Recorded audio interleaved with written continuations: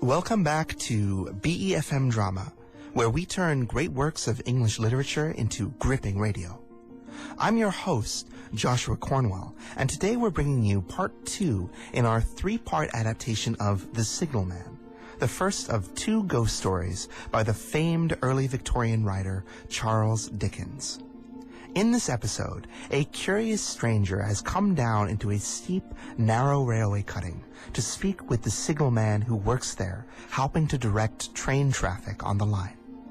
The curious stranger has found this signalman inexplicably worried and has pressed him to tell the story of the strange circumstances that have led to his deep feeling of unease.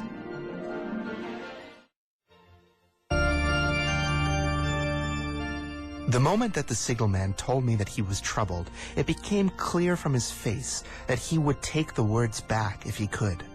He had said them, however, and nothing could be done. I quickly took up the opening that he had given me. With what? What is your trouble? It is very difficult to explain, sir. It is very difficult to speak of. If you ever make me another visit, I will try to tell you. But I definitely intend to make another visit. When shall it be? I get off early in the morning, and I'll be on duty again at 10 tomorrow night, sir. I will come at 11. He thanked me and went out the door with me, speaking in his peculiar low voice. I'll show my white light, sir, till you have found a way up. When you found it, don't call out. And when you're at the top, don't call out. His manner seemed to make the place strike colder to me, but I said no more than, "Very well." And when you come down tomorrow night, don't call out. Let me ask you a parting question. What made you cry, "Hello, below there," tonight? Heaven knows. I remember crying something to that effect. Not to that effect, sir. Those are the very words. I know them well. All right, then. Those were the very words. I said them, no doubt, because I saw you below me. For no other reason? What other reason could I possibly have? You had no feeling that those words were conveyed to you in any supernatural way? No. He wished me good night and held up his light. I walked by the side of the rails with a very disagreeable feeling of a train coming up behind me until I found the path again. It was easier to climb than descend, and I got back to my inn without any adventure. The next night, punctual for my appointment that evening, I placed my foot on the first notch of the zigzag as the distant clocks were striking 11. The signalman was waiting for me at the bottom with his white light on. I have not called out. May I speak now? By all means, sir. We walked side by side to his box, entered it, and sat down by the fire. He began his story immediately, bending forward as soon as we were seated, and speaking in a tone just above a whisper. I have made up my mind, sir, that you shall not have to ask me twice what troubles me. I took you for someone else yesterday evening. That troubles me. That mistake? No, that's someone else. Who is it? I don't know. Like me? I don't know. I never saw the face. The left arm is across the face, and the right arm is waved, violently waved, this way. I followed his action with my eyes, and it was the action of an arm waving frantically, with the utmost passion and vehemence. For God's sake, clear the way.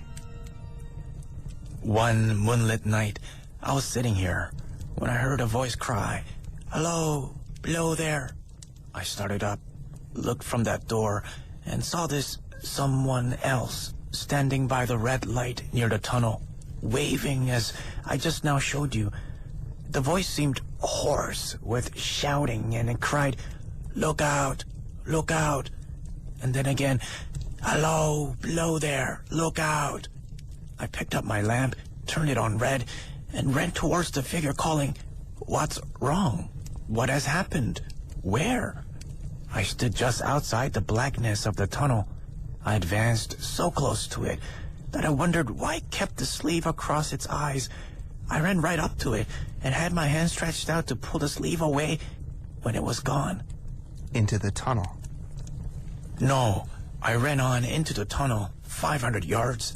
I stopped and held my lamp above my head and saw the figures of the measured distance and saw the wet stains stealing down the walls and trickling through the arch.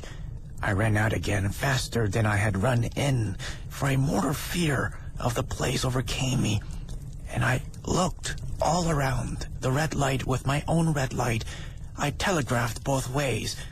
An alarm has been given. Is anything wrong? The answer came back, both ways, all well. Resisting the slow touch of a frozen finger tracing out my spine, could you not have imagined this creature's voice? Just listen for a moment to the wind in this unnatural valley and to the wild sound it makes in the telegraph wires. That was all very well, he answered, and he ought to know something about wind and wires, but he reminded me that he had not finished his story. Within 6 hours after the appearance, a major accident on this line happened, and within 10 hours, the dead and wounded were brought out through the tunnel over to the spot where the figure had stood. A disagreeable shudder crept over me, but I did my best against it. This was just a year ago. 6 or 7 months passed, and I had recovered from the surprise and shock. And one morning, as the day was breaking, I, standing at the door, looked towards the red light and saw the specter again. Did it cry out? No, it was silent. Did it wave its arms? No, it leaned against the shaft of the light with both hands before the face, like this. Once more I followed his action with my eyes. It was the action of mourning. That very day, as a train came out of the tunnel, I noticed, at a carriage window on my side, what looked like a confusion of hands and heads, and something waved. I saw it just in time to signal the driver, "Stop." He shut off and put his brake on. I ran after it, and as I went along, heard terrible screams and cries. A beautiful young lady had died instantaneously in one of the compartments and was brought in here and laid down on this floor between us. Involuntarily, I pushed my chair back. I could think of nothing to say, and my mouth was very dry. The wind and the wires took up the story with a long, lamenting wail. He resumed. Now, sir, mark this, and judge why my mind is troubled.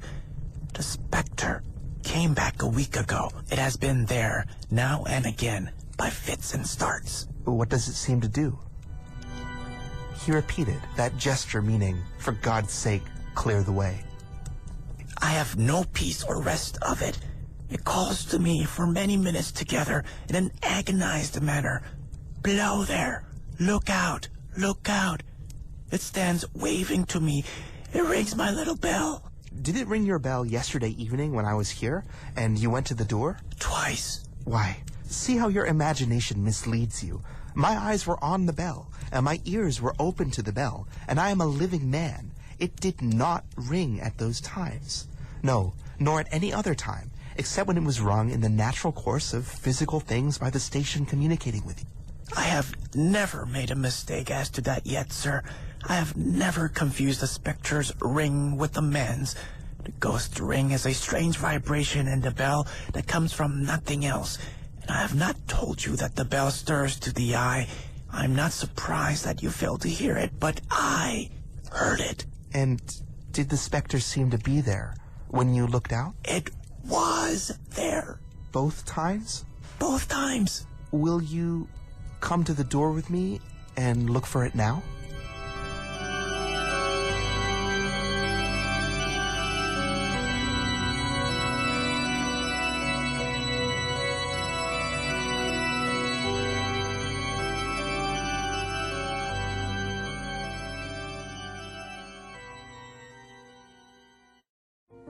The signalman in his lonely box at the bottom of the eerie man-made canyon of the railway cutting has been haunted by a sinister, mournful specter whose appearance seems to correspond with terrible disaster.